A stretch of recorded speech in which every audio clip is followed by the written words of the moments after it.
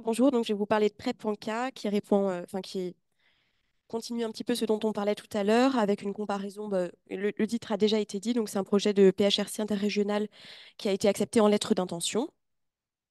Donc pourquoi cette étude? On ne va pas revenir sur le fait que le rituximab est le traitement d'entretien de référence de la GPA et de la PAM pour une durée d'au moins 18 mois en systématique à discuter au-delà, mais avec ça, sur l'étude poolée à long terme de mon Main 100, on avait aux alentours de 30% de rechute à 84 mois. La question, c'était quid des biomarqueurs de rechute et de traiter au coup par coup. Sur les ANCA, en tant que biomarqueur de rechute à court terme, la littérature est un petit peu compliquée parce que la plupart des études sont avant le traitement par rituximab systématique en entretien. J'ai remis quelques études, mais pour la plupart, les patients n'avaient pas le traitement qui est validé aujourd'hui.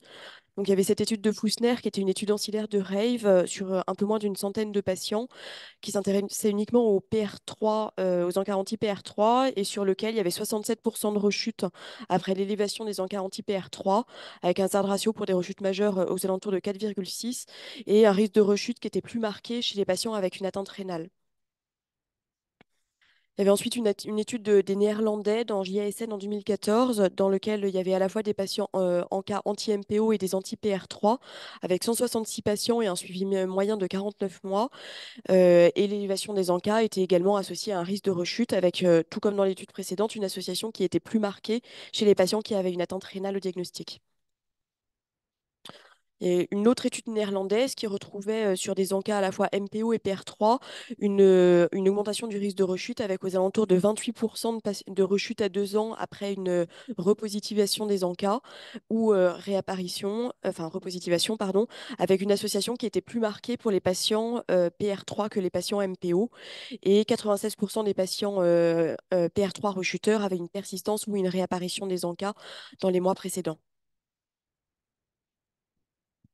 Et ensuite, il y a l'étude de Casalmoura, qui est une étude sur la cohorte de la Mayo Clinique, publiée dans CJASN en 2023, dans lequel la réapparition des MPO en cas était associée à un risque de rechute aux alentours de 39%, avec un hazard ratio qui n'était pas très élevé, mais quand même significatif à 2, et ce, à la fois sous traitement et après l'arrêt du traitement, avec comme principale limite que ça incluait beaucoup de patients, c'était entre 96 et 2015, la majorité des patients n'avaient pas eu de rituximab.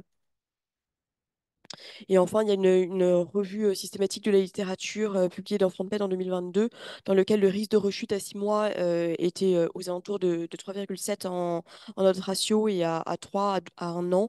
Et une association qui, cette fois, était plus marquée pour les patients MPO. Et encore une fois, c'était avant rituximab, donc avec pas mal de prudence sur l'interprétation. Sur le délai de rechute après repositivation des ANCA, c'est pareil, il y a finalement assez peu de données sur la population des patients qu'on traite aujourd'hui.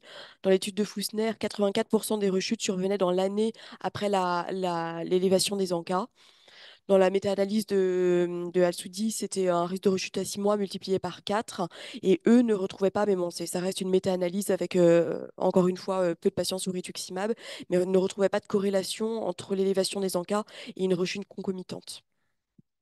Et dans les autres études, c'était en gros à peu près 50% des patients qui rechutaient dans les 1 an à 18 mois. Quid de l'intérêt d'un traitement préemptif chez des patients qui sont en rémission complète et qui repositivent leur ANCA? Finalement, il n'y a que Anne et al. Qui avait étudié ça dans Kidney International en 2003. C'était la seule étude que j'ai retrouvée, mais d'une part, c'est une étude rétrospective et en plus, c'était une étude avant rituximab.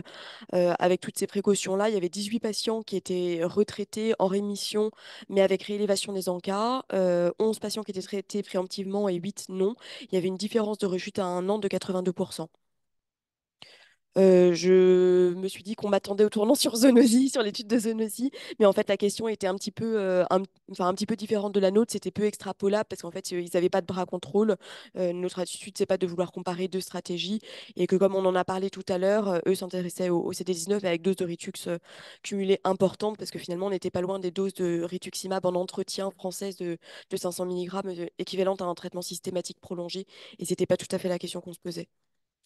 Donc l'objectif de PrEP-en-cas, c'est d'évaluer la supériorité d'un traitement préemptif par rituximab par rapport à une surveillance clinico-biologique tous les 3 mois en cas de réapparition des ANCA pour le maintien de la rémission complète chez des patients atteints de GPA et de PAM préalablement traités par rituximab pendant au moins 18 mois. En objectif secondaire, il y a comparé les proportions de rechute mineures ou majeures, les effets indésirables et la mortalité, les séquelles et la qualité de vie, les doses cumulées de corticoïdes et les évolutions biologiques. Dans les critères d'inclusion, ils sont tout à fait classiques avec des patients majeurs avec un diagnostic de GPA et de PM selon les critères ACR-LAR qui ont reçu un traitement d'entretien par rituximab, comme je vous ai dit, en rémission complète définie par un PVS à 0 et avec une repositivation des ANCA sur un test ELISA qui date de moins de 3 mois et affilié à un régime de sécurité sociale.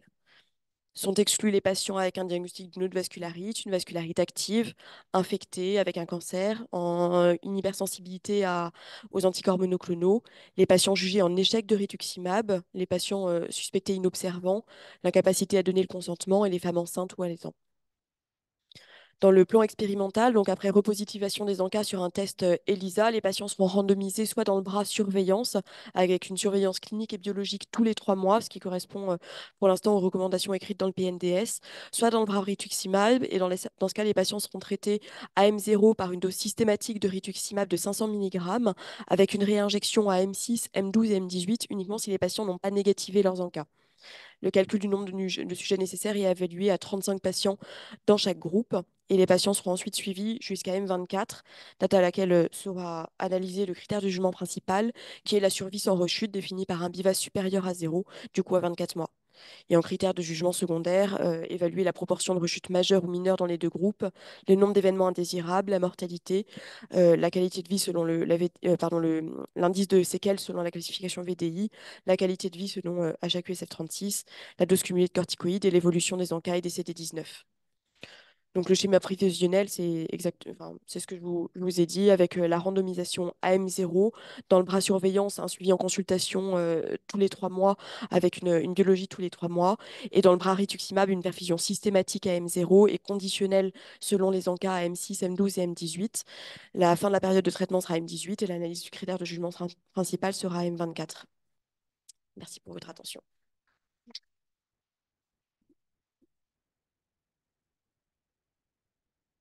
Et que en régional et en national, finalement, c'est la question que je pose, que beaucoup de gens se posent. Alors, parce que c'est ma première soumission de PHRC que je vis. C'était pour pas s'auto-concurrencer avec d'autres essais, peut-être, non? C'est ça? Ouais. Cette année, on a essayé de varier les plaisirs entre des PRME pour les jeunes investigateurs, l'interrégional quand il n'y a pas un étudiant, et puis parce que sinon on allait c'était en espérant pas en avoir plus. Après, pour la fin des GRC, tu peux avoir la moitié des centres. Oui, oui, oui, c'est le cas. La moitié il y a au moins 50% des centres qui doivent être en Île-de-France. Mais là, il y en a d'autres.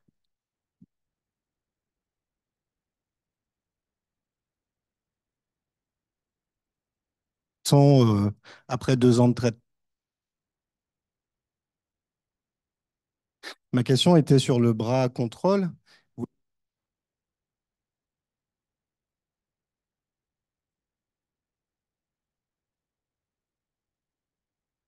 Alors, c'est ce qui est recommandé, mais après, ce sera à l'appréciation de chaque investigateur, c'est de faire au moins tous les 3 mois après repositivation, mais c'est des patients qui sont en rémission complète. Après, si les investigateurs veulent faire des biologies plus rapprochées, non, non, non.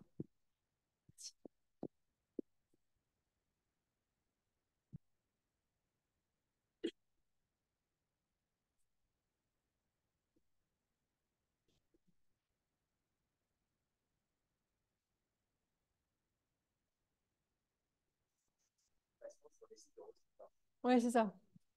Bah, en tout cas, ce qu'on fait surtout, nous, c'est à chaque repositivation, comme on sait qu'il y a un risque, c'est qu'ils savent et qu'entre 3 mois de consultation, bah, ils nous contactent, quoi. Et c'est vrai qu'entre, de toute façon, se dire, comme une scolarité, que le suivi de consulte suffit, il se passe tout entre les consultes, en fait. Hein, donc, et c'est sensibilisation. Il y a un délai minimum entre le dernier Ritux et le moment où tu l'inclus? Alors, pas par rapport au dernier Ritux, mais par contre, par rapport à la repositivation des ANCA, il y a un délai de maximum 3 mois. Mais tu t'attends à quoi, du coup, comme délai entre le dernier Ritux d'entretien et le moment où les encas vont se repositiver? Non, Ça- effectivement, on n'avait pas mis de délai minimum dans le protocole actuellement soumis. Ouais. Je sais pas s'il en faut un, parce que finalement, après le dernier Ritux, on le recontrôle pas de toute façon avant M3 ou M6. Puis même un peu plus, enfin, je veux dire, il va être négatif. Il faut qu'il se soit négativé, puis repositivé. T'en vois qui sont négatifs après un Ritux de M18 et qui se repositivent à M21?